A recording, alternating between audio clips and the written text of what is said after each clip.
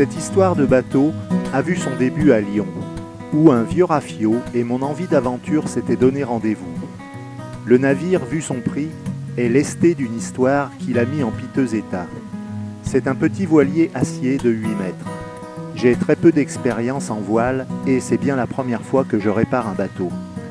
Dans une ancienne écluse désaffectée et sur ses quais, une équipe de rêveurs bricoleurs à laquelle je m'étais joint avait improvisé un chantier d'empirisme naval. J'en ai retrouvé certains à l'autre bout du monde et d'autres ne sont jamais partis. Les uns construisaient, d'autres réparaient avec les moyens du bord qui n'étaient souvent pas grand-chose. Les caprices du fleuve et les rigueurs des hivers n'entamaient pas trop nos rêves d'île au bout du monde. Mais je crois qu'au fond, personne ne savait vraiment où il allait. Un jour, je décidais la fin des travaux et la sortie de l'écluse. Rassemblais les derniers morceaux de bois pour donner aux copains avant de rejoindre le Rhône pour la descente jusqu'à la mer, cet inconnu.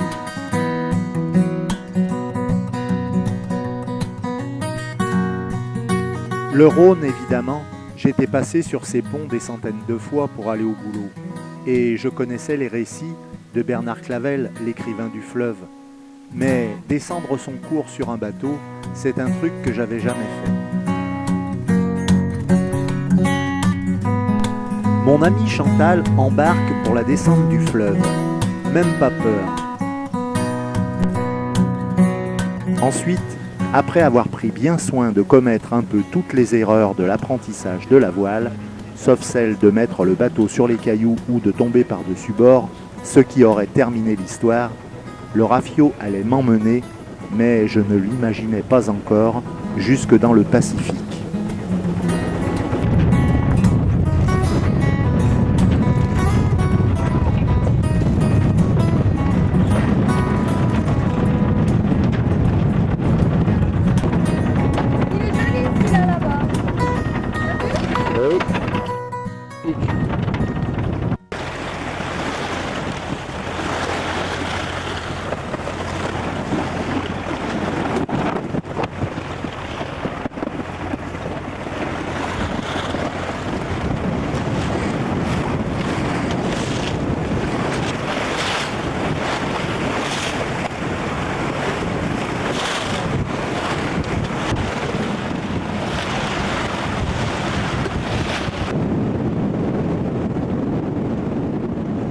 Le British Seagull, pour les connaisseurs, fait le sous-marin sur le tableau arrière et ne démarre jamais.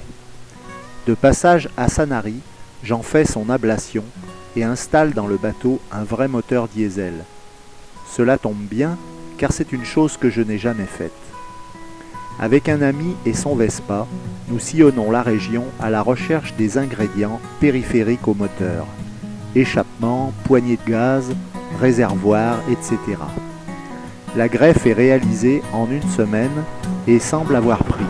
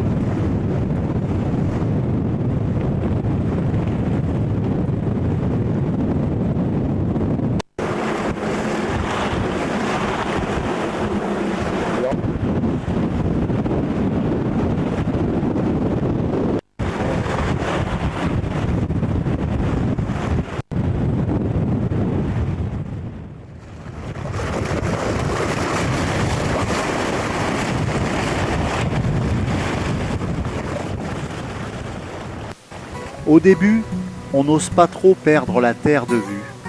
Je longe les côtes d'Italie en passant par les îles Lipari et la Sicile, en poursuivant mon apprentissage au fil de l'eau et de mes bêtises de piètre marin.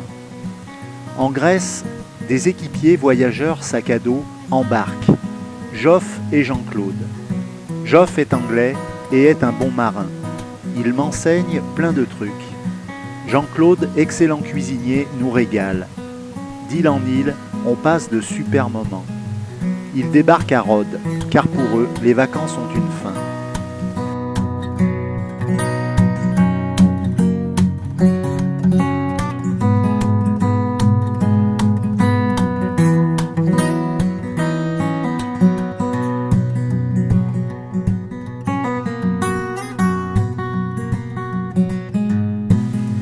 Un truc commence à clocher. La caisse de bord est vide. J'ai l'idée de faire des aquarelles en série à partir de cartes postales, afin d'essayer de les vendre aux touristes.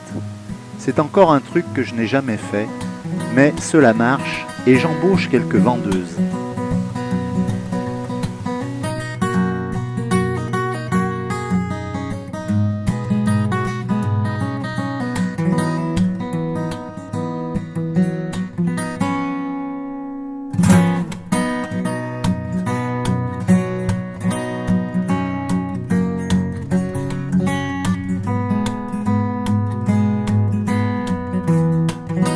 Bon, le Barbizou est un bateau simple, mais faire simple, ce n'est pas toujours si facile. Le principal instrument de navigation est le pifomètre, et les informations météo vont se prendre au bistrot du coin. Les destinations sont incertaines et sujettes à modification, au gré des rencontres ou de l'imprévu, planqué derrière un cap.